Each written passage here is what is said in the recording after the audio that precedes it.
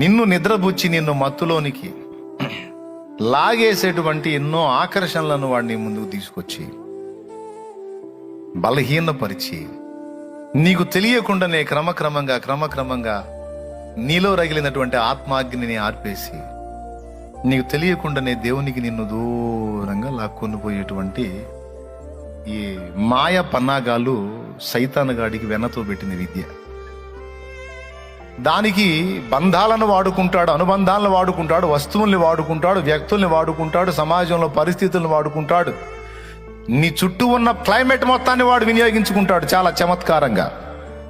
నిన్ను భ్రమలోనికి తీసుకెళ్ళాలి, మాయలోనికి తీసుకెళ్ళాలి, మత్తులోనికి తీసుకెళ్ళాలి. దేవునికి నీకు తెలియకుండా నేను దూరం అయిపోవాలి. ఇక దేవుని సావాసం కాకుండా మనుషుల సావాసాల్లో నువ్వు నిండిపోవాలి, మనుషుల మాయ మత్తుల్లో మునిగి తేలిపోవాలి. దేవునికి స్తోత్రం కలుగును గాక.